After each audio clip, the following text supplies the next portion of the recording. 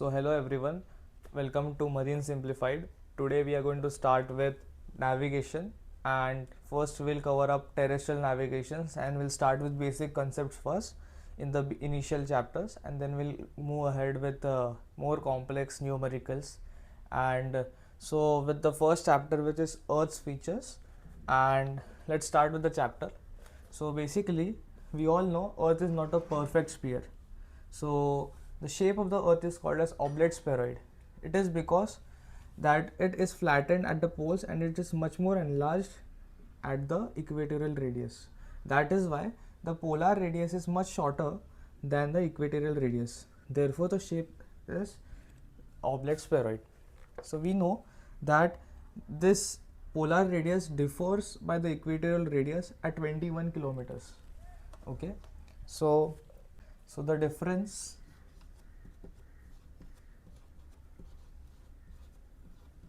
between the radius is around 21 kilometers.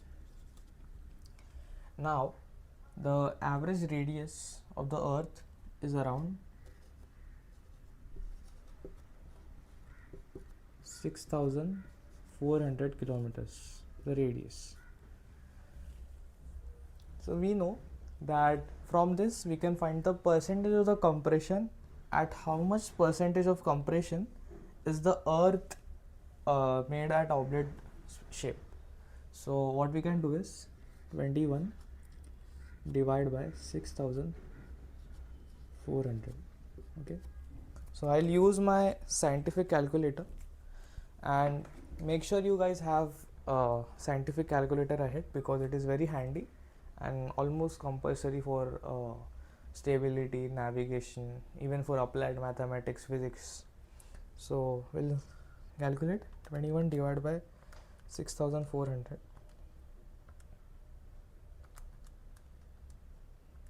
Okay, so when we'll divide it and also multiply it by 100, approximately we are getting 0.328 percentage, or you can say 0.33 degrees of compression.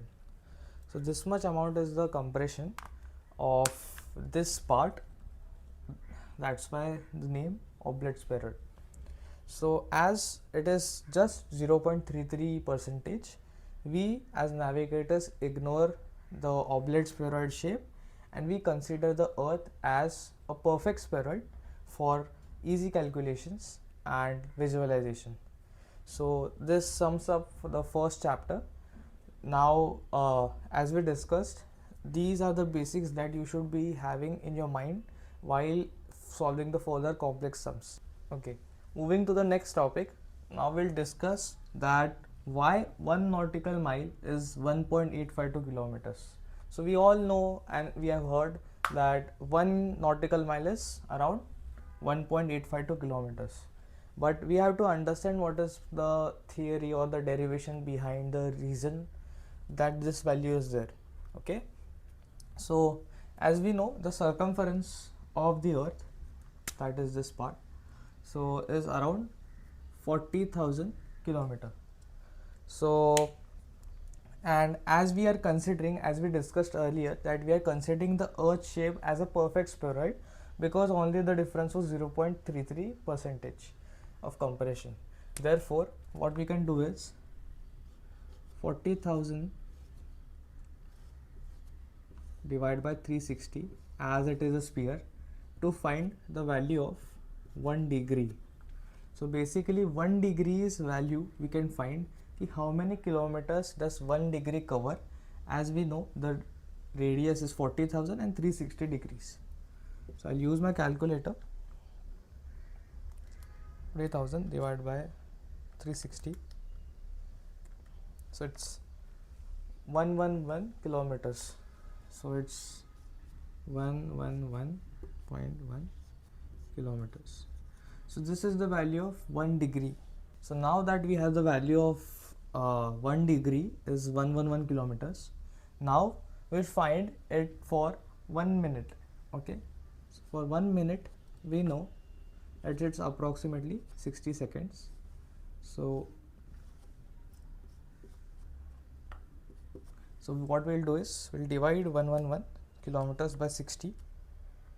So which comes from 1.852 kilometers approximately.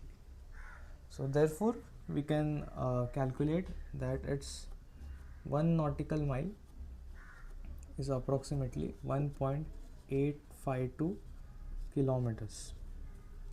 Now kilometers as 1 nautical mile. There are few more terms which we use while sailing. So first is one more distance term that we use except for nautical miles is a cable. So always remember that one cable is 1/10th of a nautical mile. That is a cable basically. Second is, so while we are driving, we can see on the speedometer or the odometer that the speed is around measured in kilometers per hour. But as we don't use kilometers in shipping usually, therefore we use knots. So basically, 1 knot, okay, 1 knot is equals to 1 nautical mile per hour. So if a ship is saying that my speed is 12 knots, so basically it covers 12 nautical miles in 1 hour.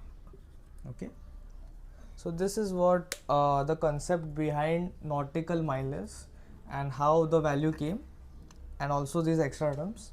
So I hope you guys understood these terms that we explained today, and these are the basics, and we'll cover more ahead, and then I'll see you guys next time.